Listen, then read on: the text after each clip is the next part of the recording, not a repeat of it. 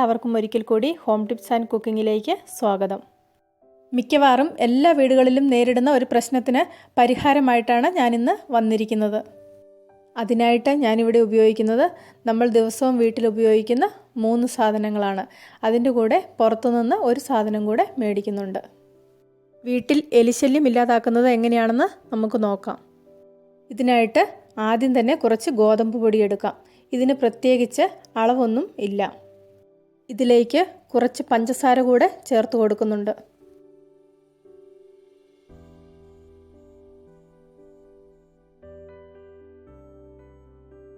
ഇതിലേക്ക് കുറച്ച് നെയ്യും കൂടെ ചേർത്ത് കൊടുക്കാം.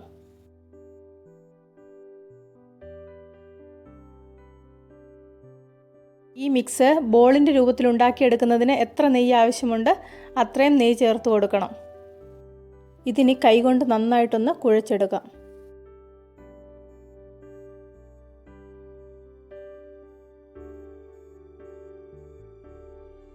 ഇതിപ്പോൾ ബോളിൻ്റെ പരുവത്തിൽ വരാൻ തുടങ്ങിയിട്ടുണ്ട്. ഇത് ചെറിയ ബോളുകളാക്കി ഉണ്ടാക്കിയെടുക്കണം. ഇതിലേക്ക് ഒരു സാധനം കൂടെ നമുക്ക് ചേർത്ത് കൊടുക്കാം. ഈ മിക്സ് കുഴച്ചെടുക്കുമ്പോൾ പ്രത്യേകം ശ്രദ്ധിക്കണം. കൈ കൊണ്ടാണ് കുഴച്ചെടുക്കുന്നതെങ്കിൽ കൈ നല്ലവണ്ണം അതിനുശേഷം കഴുകണം. അല്ലെങ്കിൽ ഗ്ലൗസോ പ്ലാസ്റ്റിക് കവറോ ഉപയോഗിച്ച് ഇത് കുഴച്ച് ബോളാക്കിയെടുക്കാം.